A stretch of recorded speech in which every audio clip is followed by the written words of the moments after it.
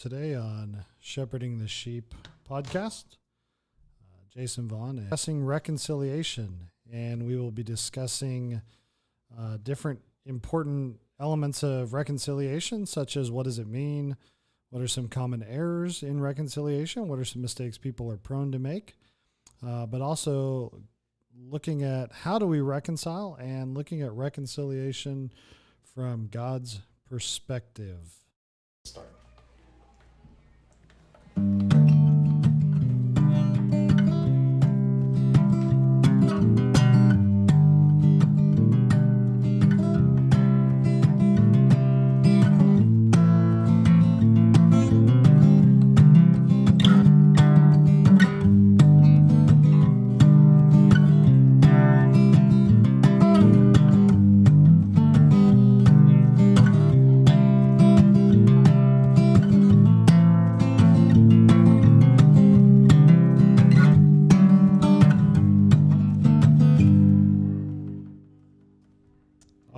Good day. We are live for this podcast, live on YouTube. Not sure, not who else is with us, but so hopefully, but we're back today and with a very important discussion. As I mentioned in the introduction, this introduction would be, in my opinion, Christianity 101. And yet, to say 101, I also would like to say that I believe this may be one of the most difficult actions that people have to commit. And so today we're going to talk about how to reconcile with one another. So,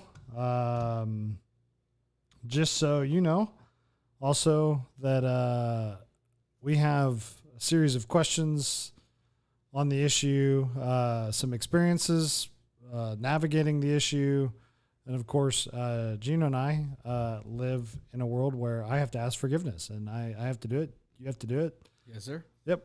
And so by no means does that make us experts, but I do believe that because of the nature of our job, that a lot of times we have to deal with this, not only in our own lives, but help other people think through it. And so today's podcast, just kind of that, like, you know, if you were reading the warning label, at the end of the movie, it says no historical figures were intended, blah, blah, blah. Listen, nobody comes to mind today in the podcast. And yet I can tell you that in 7 years of being in Las Vegas, that there are experiences that I have walked with people through that I believe people think they're all alone in. And they kind of think, oh, no, my situation's unique. I'm the only one that ever struggled with this. And sitting in my chair and being in the position that I'm in, I can safely say with no problem that you're not alone, that chances are if I've talked to you about this issue and we've kind of worked through this issue, what you should know is that there's at least 10 to 15 other people easily that have worked through this issue. And I can tell from even online engagement and from other areas of life that there are people that are struggling through this that just don't have the courage or maybe the desire, or maybe have thought about coming forward and asking the elders to help them walk through reconciliation either. And so what I'm trying to say is that this is a common problem. And because it's a very common problem, one, this is not unique to anybody. And two, there are people out there that probably haven't even thought that they need to have this fixed in their life, and that you may be doing reconciliation wrong.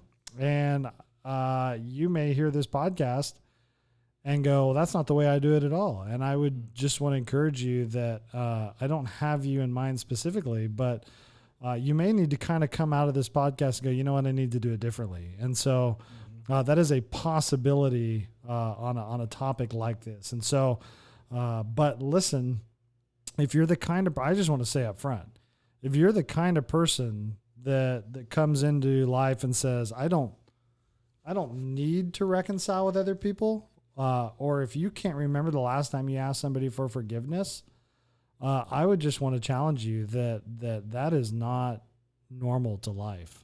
and not normal to a Christian life. And so, right, pride gets in the way and says, I don't need to reconcile. I didn't do anything wrong. And pride will eat you alive. It eats you from the inside out. Right. And it's a slow killer. If I could run the pandemic numbers on pride, COVID would not even be in your top 15 fears. Pride would be 1 through 15. Right. And you would be so scared of the pandemic numbers of pride because it kills 100% of its people. Yeah, absolutely. I mean, you said it's a one-on-one issue, and I think it's one of the first things we come across with as a believer, the reality that, God has forgiven us.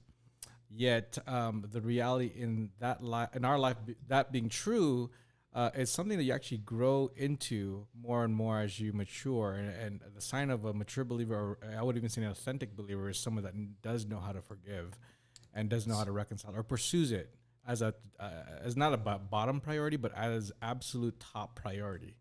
Would you say the same? I agree. I have, I think we mentioned this in another podcast of Hills to Die On. And I think I've said, even from the pulpit a few times, that if you're not pursuing reconciliation with people you have sinned against, then I believe God does not want you to feel comfortable in your salvation because you actually may not be saved. And that goes back to Matthew 18 and the parable that Jesus gives between the man who's thrown in prison and then forgiven his debt by the judge. And the debt he's forgiven by the judge, right, is not like, it's not like the guy owed him a Coke, like, hey, man, this guy owed me a $15 or a 50-cent Coke. This guy owed, $1 kabillion. He made the U.S. national debt look like chump change. And right.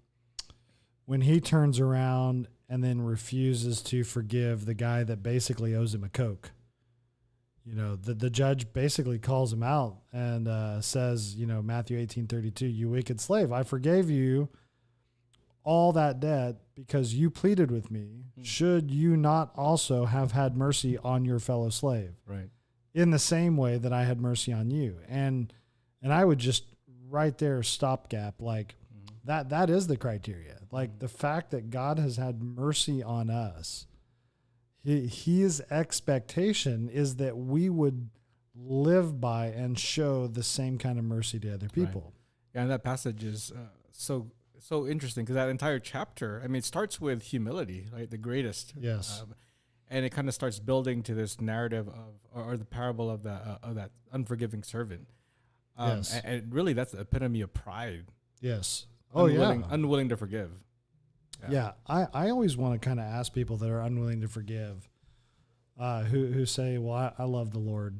And I always want to say, well, that's great, man. Like God forgave you your sins, past, present, future, the ones you see and the ones you don't see. But apparently you're too good to forgive somebody else their sins. Like, right. And that somehow in our minds, we just not being willing to forgive. Like you don't understand. Like you have no idea how I feel right now or what it feels like to be treated this way. Yes. So we're not discounting the pain. No, of course not. But we are saying that reconciliation is greatly, greatly important, especially if we understand that we've been reconciled to our Savior. Yes, agreed. It's interesting, Ephesians 4, right? I implore you to walk in a manner worthy of the calling to which you have been called. That's 4:1. With all humility and gentleness, with patience. And 4-6 is kind of now take that doctrine and apply it, right? Mm-hmm. So here you are applying the doctrine to the way you live. And he says you're going to need to be patient and show tolerance. And I think that's a recognition that you don't live in a perfect world. And so other people are even going to act in such a way to where sometimes you're going to have to just bite your tongue and be patient and be tolerant for their behavior that maybe or maybe not you would, that most likely you would not endorse or sign off on. Right. Later on in the chapter, it says, be kind and compassionate to one another, forgiving each other just as Christ, God, forgave you. Yeah. That compassion is so important. Like it's almost it's connected with humility, right? It's the posture that we have in our lives. Yes. It's not this lording over people, including the willingness to not forgive, or the unwillingness to forgive, I should say. But rather a humble servant. That's why I love Matthew 18. It speaks to so much of our posture towards God, yes, and others. Yeah. It's just crazy, because I think a lack of forgiveness really is evidence that somebody is so blinded by their pride that they don't understand how bad their sin stinks. Yeah. They walk into the room, they go, oh, it stinks in here. My spouse forgot to wear deodorant. And the reality is everybody else in the room is like, oh, you stink so bad.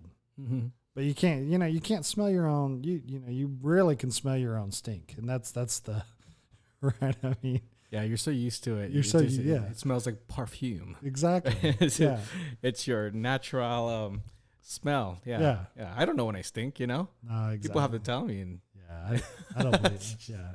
And to date, Kyle has never told me I stink. So. There you go. See? Yeah, it can't be me. But I think that's, so you get blinded, you forget the gospel, and you forget that God forgives you daily, things you can't see.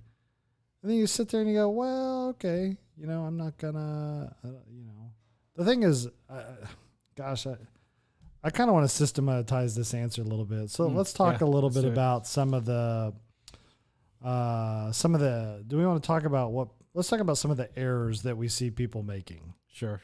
And then we'll talk, I don't know, the situational maybe, or define it, or do you want to start with definition? Or? So I wrote down 4 what I believe common errors. Okay. Now I do believe there may be more, but I saw 4 very common errors when it comes to forgiveness or a lack of forgiveness. Okay. You know what? As we were talking, I found a 5th. Oh. And they're all rooted in pride. Okay.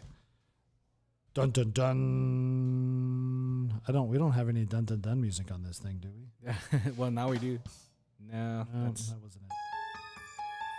That's scary. There we go. That is scary. But these errors are scary. Yeah. All right. 5 errors. Okay. But don't do that again. Or, so the person will say, you might say, well, why am I reconciled? Well, look, I've forgiven them 2 times for this already.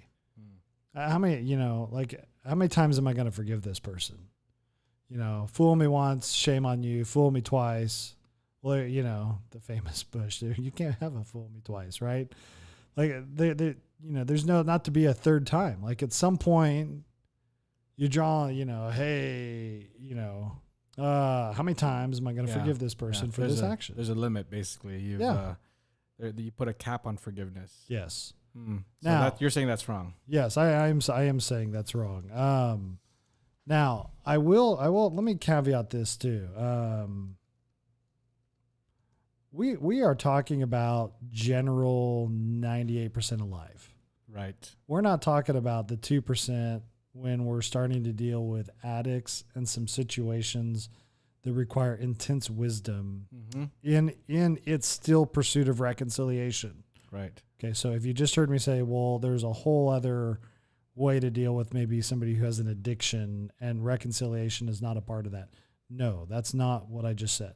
I just said in general, in dealing with people, and what I mean by addiction is not, hey, they're addicted to a cup of coffee every morning. I'm talking about somebody who's robbing your family of hundreds of thousands of dollars because they're hooked on meth. Right. I'm talking about, a spouse who's got an extreme sex addiction, student that's steeped in pornography, or some kind of very life controlling addiction. Right. That is the manifestation of sin as it flushes out in the actions that ends up rippling into other relationships. Yeah. I mean, like the consequences of those actions are really, really bad. I mean, you're talking about like life-changing bad. Yes. And now for a Christian, we still pursue reconciliation. Yes. But we may not have time in this podcast to really kind of uncover what reconciliation in life looks like with that. Yes. Yeah. Okay. Okay, cool.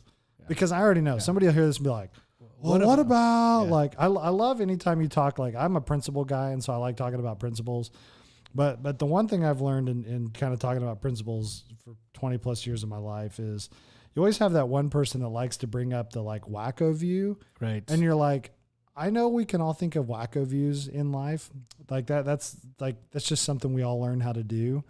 But we need to learn to stop responding to reasonable, balanced principles with wacko issues. There are, though, I think Jesus meant to say the wackos will always be among you. Right. Go seek to minister and to teach the reasonable, spirit-led people.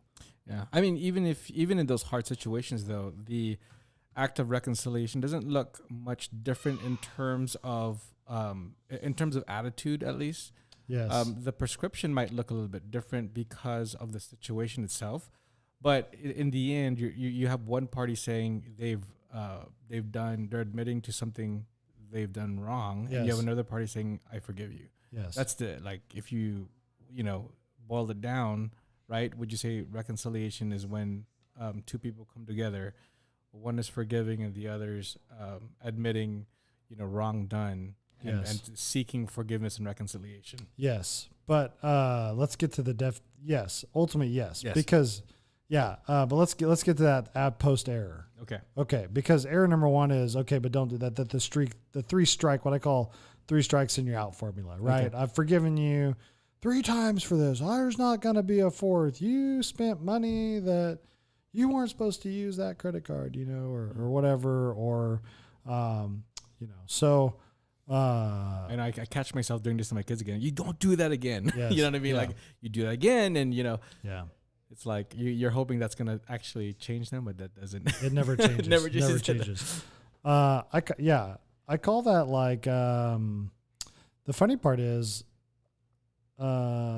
adults like our kids do that. Well, he's already done it twice. Why would I let him for a 3rd time?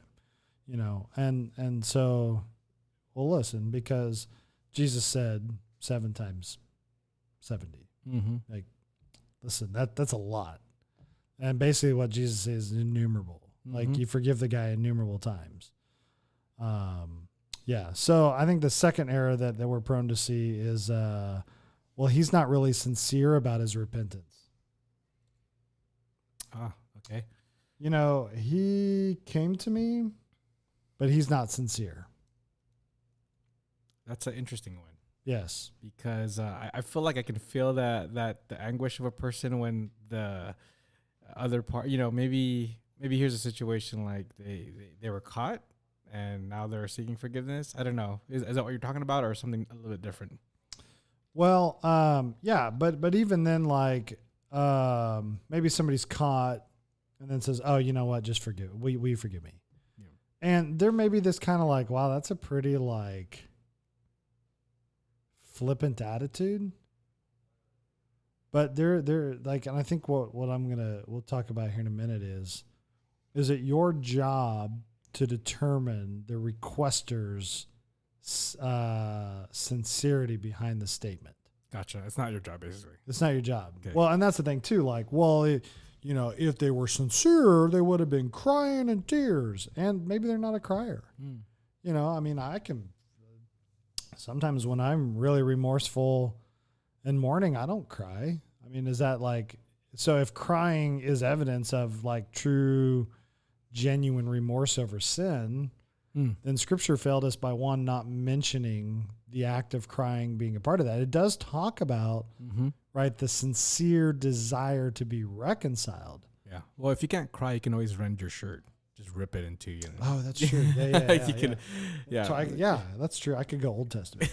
He tore his clothes. Ashes and... Yeah. I don't even think I can rip my shirt anymore. But so the whole like, well, I didn't feel like he was really being sincere when he asked for forgiveness. Yeah. Oh, okay. Why? Well, because he's done it 3 times. And okay. Usually there's like more to it. Mm-hmm. But honestly, every time I've ever heard that and you peel back the layer, what's really underneath there is pride, not a genuine concern for this person being sincere or not. Yeah, maybe. Yeah, because there's so much to talk about. Because the attitude of the person that's forgiving, right? It's like, it's not necessarily that you want to be, that you feel like you're owed something. I think the ultimate concern should be their relationship with Jesus Christ, right? Like you Yes. actually care about that person, and like if they're not forgiving, there's something even more detrimental in their life than you being honored by their, right? Yeah. Amen. Like, seriously. Like, well, but I don't think they're sincere towards me. Well, if you're not sincere, then, and I kind of like, but you're asking me for forgiveness, I'll grant you forgiveness. Mm-hmm.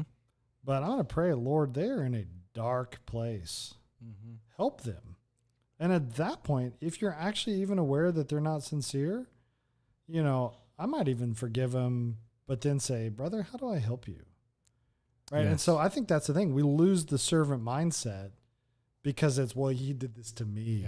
Yeah. When the to me becomes more important than the other person's walk with Christ, you have dropped humility and pride has crept in. Right. And you're on the path to destruction because your haughty spirit, you're arming your haughty spirit. You're here. Let me give you a bigger weapon, spirit. That's so good. Like pride man, Yeah.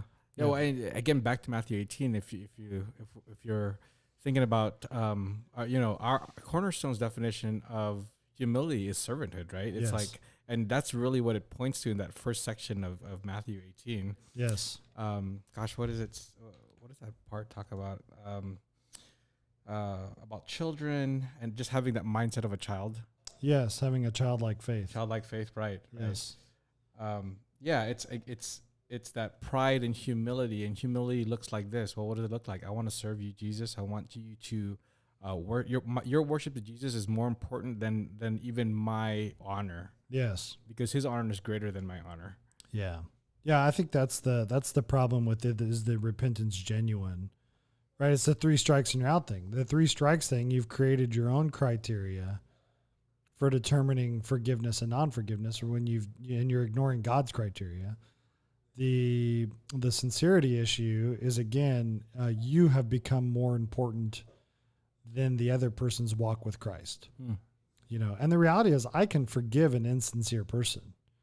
And later in our relationship, if they're kind of bringing it up in a boastful way, I can use that in a humble way to talk about, Now, if you're going to be brash enough to then kind of boast about your insincerity in front of me, then I'm going to use that opportunity as a question of, hey, I granted you forgiveness. Why would you be brash about that? Or why be boastful about that? But I don't know very many people that would do that. I think people that are brash or insincere in their asking for forgiveness tend to just sweep it under the rug and move on.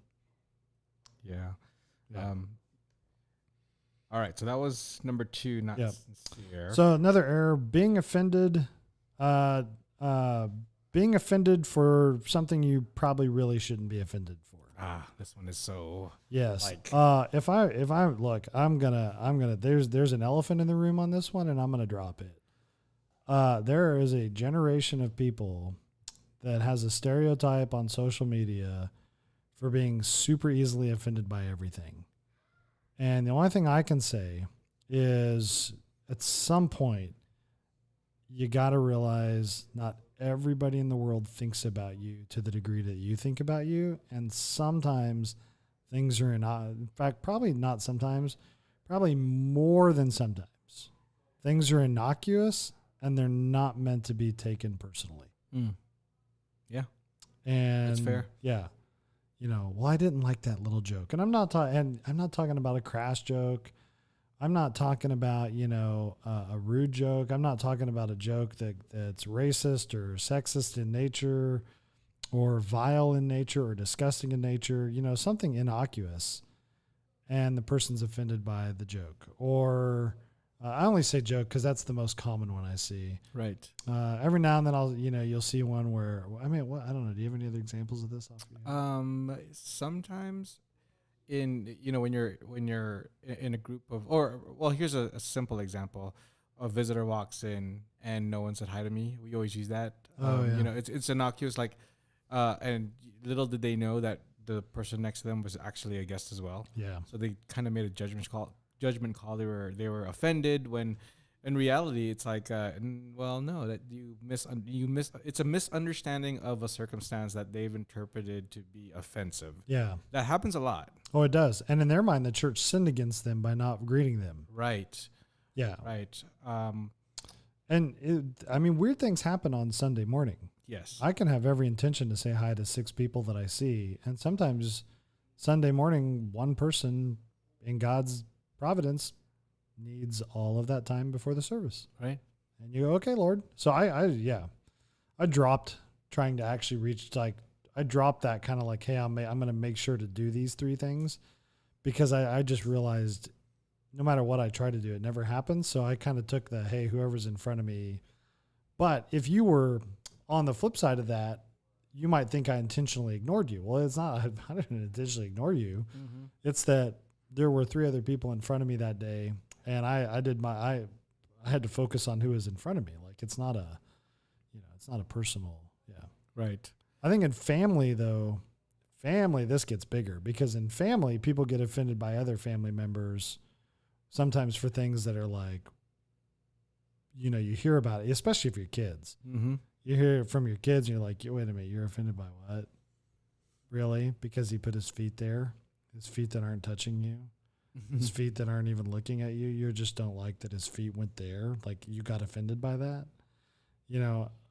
But unfortunately, even in adults, it happens the same way. Wow, we were at the Thanksgiving meal, and my uncle just, he hates God, and I was so offended that he hates God, and you're kind of like, so your uncle's an unbeliever? Yeah. And what in his unbelief made you think he was going to honor God? He by nature suppresses the truth and unrighteousness. Why are you offended that he mocked Jesus? Mm-hmm. And at that point, well, until he asked me for forgiveness. Oh, here's my other favorite one. This one will get me in trouble, but I'm offended they kneeled for the flag. Okay. Uh-oh. Getting political here. Yeah. Did they sin against you for expressing their law protected rights in America to kneel for the flag? Did they sin against you? No, they didn't sin against you. Whether I believe you should kneel for the flag or not, honestly, that it doesn't matter what I believe. And so if you just heard that and you think I'm pro kneeling for the flag or anti kneeling for the flag, I actually didn't answer that, because to me, that's not an issue that's not a hill I'm going to die on. Right. You're just not offended by it. I'm not offended by it. Mm-hmm. It's their right to do that under the laws of the United States. Whether I think it is the smart approach in handling their issue politically or not is not the question. Right. I'm not offended by it. They don't owe me an apology. They don't need to come to me and ask for forgiveness. They did not sin against me. Yeah. You know what? Hey, you know what? I'm glad we live in a country. Look, I've read enough Russian history at this point to know I'm glad we don't live in Russia in the 1970s or 60s. Right. Well, that the offensive persona, I feel like, is kind of the stereotypical Christian perception from the other side, or at least on TV, right? Christians easily get offended, as if we need to defend God. Yes. And I don't think we need to defend. I think we need to stand firm for our faith, and when called upon, defend it. Yes. But I don't think we need to jump or run out there, fight every God offensive language out there. Yes, I agree. Yeah. So I agree. And I think I used to do that when I was younger. Yeah. It's a sign of, I think it's fairly a sign of immaturity, I think. Yeah, I think so. And you're excited about the truth, and you want other people. You do. It's understandable. Yes, you would get offended. Yeah, and you want people to believe. Yes. You just don't. You maybe don't understand that Romans 1:19. So yeah, I think that's kind of a youth sometimes, and a lack of a fuller understanding of humanity. But being offended doesn't mean you're upset. If you're like, oh, I'm super upset, maybe before you decide that person sinned against you, ask yourself, was that a sin? And if you're not sure, or if you find yourself in life always offended, let's do this too. if you're the kind of person that's always offended by everything, or if you're not sure, text or call one of your elders and say, hey, is it a sin if somebody does this? Yeah. And let us say yes or no. And if the answer is no, then that's the time to go, wait a minute, why am I so offended? Maybe I don't have a servant mindset in this situation. Right. Yeah. Okay. Yeah, that's important in the discussion of reconciliation, because if you're offended, you're thinking, well, we need to reconcile. It's like, hold on. Yeah. Before you even escalate this to the next level, think about your think about being offended and whether or not that is a legitimate offense, a sin against you. And even if it was a sin, was it an innocuous sin that actually needs to be addressed to the other side? Because sometimes I don't know. I guess if it's a sin, you're assuming it's intentional or something. Yes. But see, so if it's innocuous, I wouldn't say that's necessarily he sinned against you, right? Yeah, innocuous is harmless, right? So in other words, if I were saying, hey, I think you did it innocuously, in my mind, what you have is somebody doing something and it's an unintentional. Every now and then somebody cuts me off on the highway and then you kind of look up and they kind of look and like wave and you could tell, this person didn't look in there.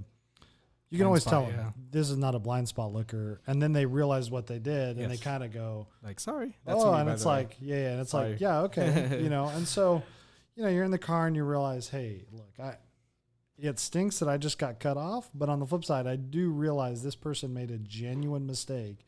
It wasn't like they looked in their blind spot and they were like, it's him. Yeah. I think there's a big difference. Right. And in genuine, generally, I would encourage you to assume innocuous motive before you assume nefarious motive. Okay, that's fair. That's helpful because then you're not, because if you don't do that, if you're not compassionate, tolerant, and the kind of attitude that wants to serve them, then you're going to take that offense and you're going to escalate it. You're going to get angry. Yep. For no reason. Yeah, and bitter. Yep. Yeah, and love believes the best. Yes. It may be that somebody did something that you vehemently dislike. Mm-hmm. Somebody may be like, hey, I have no problem with the Washington Redskins name. And somebody's like, I'm offended that you're not offended. Well, this person may have no idea the history behind the name. And when they hear the name, they may not even think about the things that you think about to be offended by the name. And again, this is not my commentary on the name. It's just a good scenario. And the better thing is to just, I'm going to assume the best about this person and just, hey, maybe they don't understand. Right. Rather than you offend me by not being offended, Yeah. Wow. That's a great, that's really a discussion on how to love people. Yes. That feels like that's a future podcast. No, it's so funny because, I read that Strzok book, Leading with Love, once a year. And a lot of that's because I really feel like for the longest period of my time, I didn't know how to love people. And I want to be better. I don't ever feel like I love people as well as they deserve to be loved based on my knowledge of the gospel. And so one of the things that I always think about is the more I understand love, the more I understand reconciliation. And the more I understand reconciliation, the more I understand love. Because there is a believe the best. And now that love covers multitude of sins, it's interesting when Peter says that. I don't necessarily think what he was trying to say is that if you love people, you will cover a multitude of sins. I think he's saying the result of a loving community is that there are sins that get covered because people end up being gracious to each other. Right. And they end up being long-suffering and patient. And they kind of, to use the American proverb, they kind of just let it roll off their back. Yeah. They have thick skin and, you know what? And that's one thing I love about talking to my grandma is grandma's generation, she's 90, 94, 95. Grandma generation kind of just has a off the back. And then when I look at the certain generation that goes before the Falcon in Star Wars, when I look at that generation, they don't let things roll off their back. It's like, well, I just got that reference, by the way. It took me a second. Well, I love the ship, but it's an aluminum Falcon. So, and my dog even isn't excited about that. So, right. Well, gosh, if we're offended by everything, I mean, it's pride. And that's why it goes in with, right. If this were your little Venn diagrams, you'd have like one circle would be humility, one would be love, one would be pride, and one would be the gospel of forgiveness. And these all overlap. These are all big issues. And we're talking about that middle, where all four of those circles connect. And we're talking about that, where that common ground is. So, yeah. All right, so that's number 3. Yeah, being offended doesn't mean you were sinned against. Another one is weighing sin. Weighing sin. Well, I just told a white lie. I was just impatient with my wife. It wasn't like I committed adultery on her. Okay, so this is the other side. This is the person. This is either way. Oh, it is. Okay. Or, well, do you know what he did to me? Do you know what she did to me? And then you hear it and you're kind of like, bro, let it go. Well, she snapped back at me. Oh, okay. Well, she snapped back at you. Yeah. Okay. Let it go, bro. Like, it's okay. She was curt with me. Let it go. Let it go. So, yeah, it's good. Wow. Well, yeah. At this point, Gino and I are checking our phones to make sure they are indeed on silent. Like, whoops. Yeah, I don't even know. All of a sudden, my phone started yelling out people's names when they call me. I forgot You don't know what you did. Yeah, I'm not sure what I did. Every time I update my Apple, it's like, oh, your playlist. We went ahead and put that on shuffle for you. And I'm like, I created that playlist. Creating a playlist is an art. I have those songs in order for a reason. Yeah. You ruin it by your shuffle, Apple. Yeah, well, the newborn, he likes grabbing my Apple Watch and like sucking on it, like chewing. And so I don't know. He changed. Yeah. Well, I mean, ate my watch. All right, sorry about that. Weighing sin, I think. Weighing sin, right? And so it's both sides, right? Where somebody's like, basically rather than understanding that all sin is devastatingly evil. So on your end, rather than being like, well, I mean, come on, everybody's impatient with somebody from time to time. Well, you know what?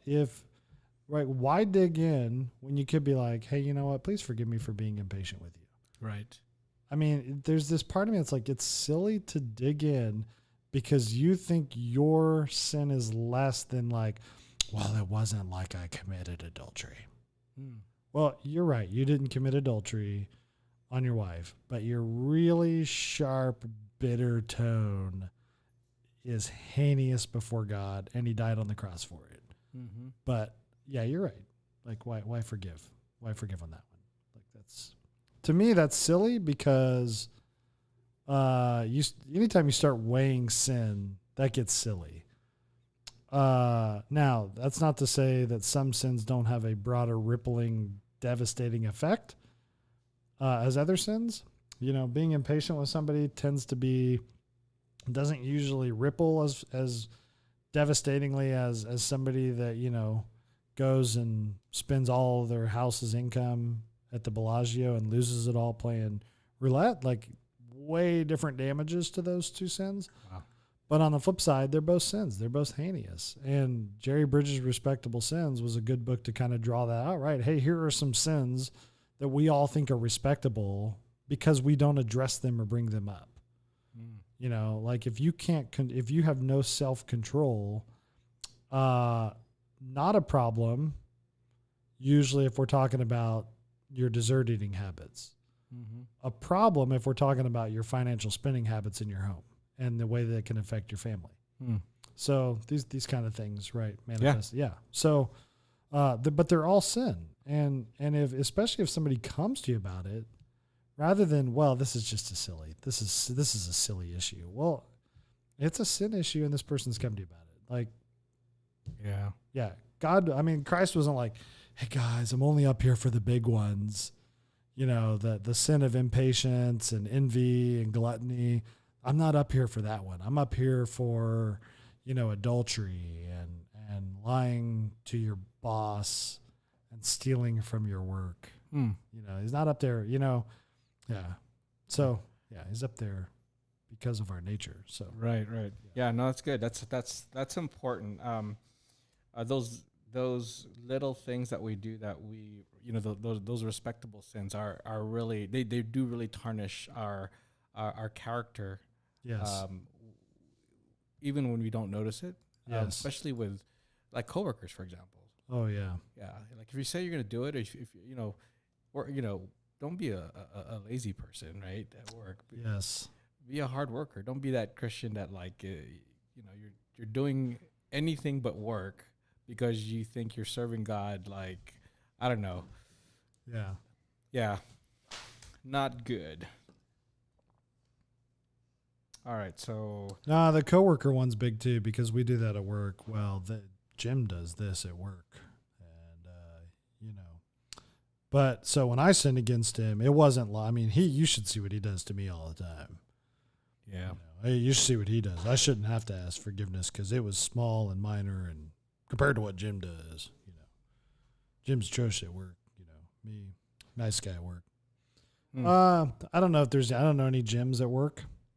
By the way, so no Jims were harmed in the in the examples this week. But all right, and then I think the last error that I see is, well, they know better, and this kind of goes a little bit with the 3 strikes and you're out one, but I wanted to highlight it enough because it's kind of a big enough one that I'll give it its own little like category here. Definitely see this one a lot, right? Well, they know better. You know, they did this and they know better than me. So they know better. They shouldn't have done this because they know better. Well, okay. Like they probably do know better. But they're still a fallen human being who makes mistakes. So like not being graceful, merciful towards those who should know better. Okay. Okay, that makes sense. Yeah.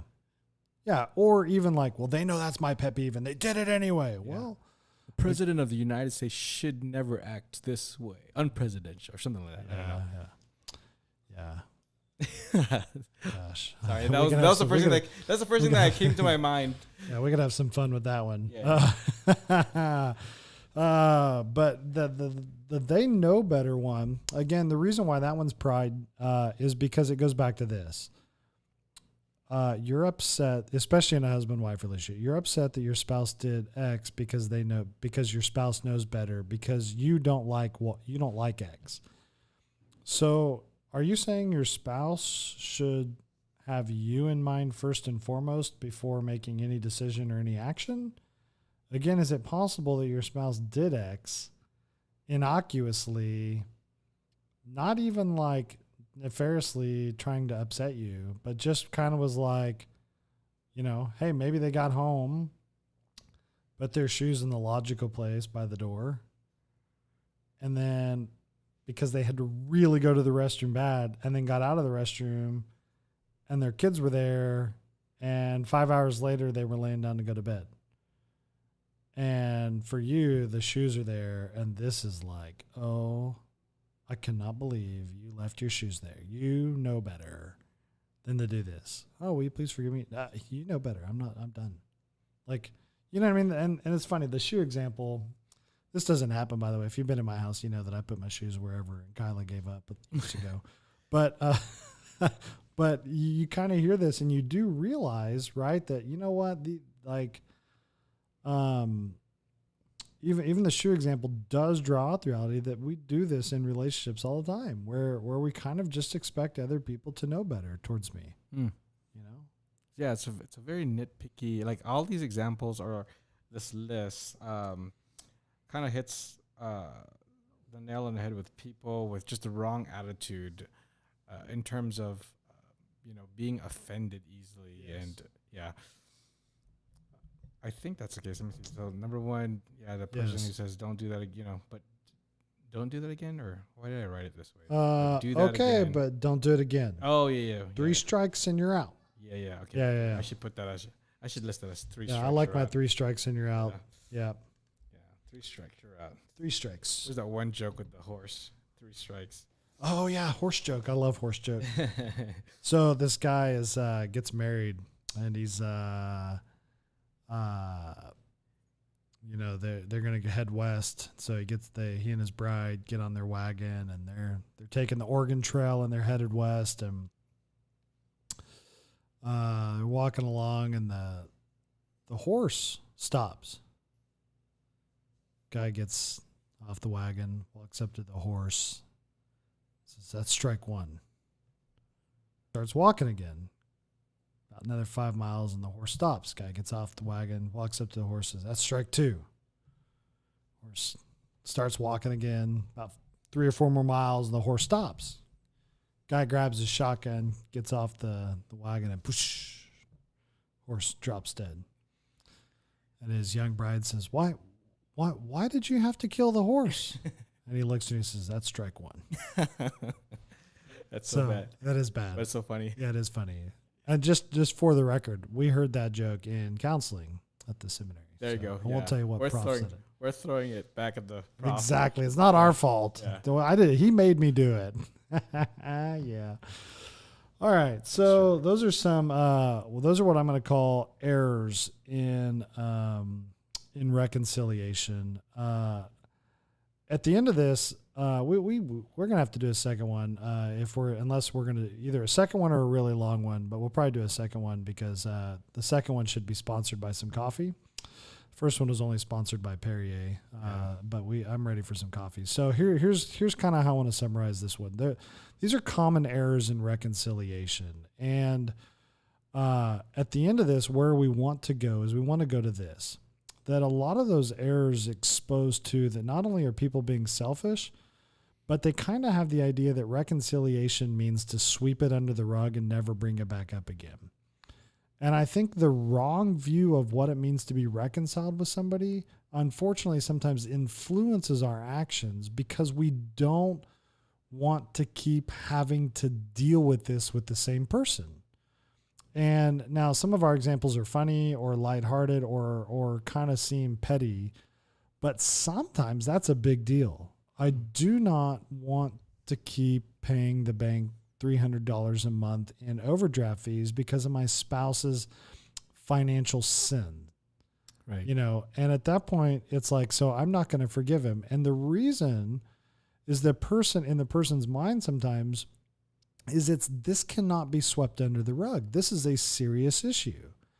And so we want to address to reconcile does not mean to sweep it under the rug. It means you're going to remember their sin against them no more.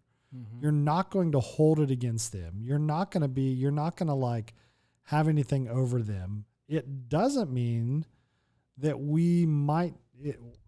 you might have to reconcile with somebody and still work with that person in his or her sin problem for a long time. Yes. Maybe a short time and maybe a long time.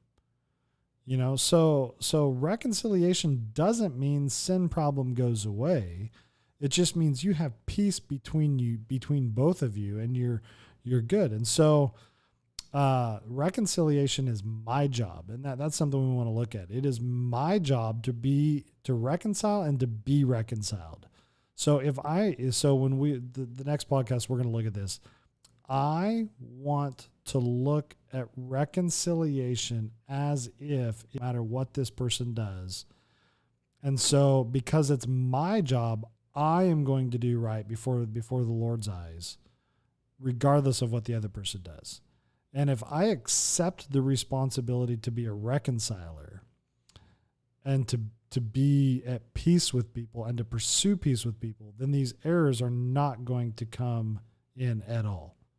So I think we have two choices. We can take this to a 2-hour podcast, or we can just do this in a 2-parter. And out of grace for everyone, we will probably release both parts today and tomorrow. All right, sounds good. Is that fair? Yeah. All right. Well, listen. Until the next time, there are some errors in reconciliation. And next time, literally, for Gino and I, is going to be in about 20 minutes when we finish brewing another cup of coffee. All right. See you then. Love you.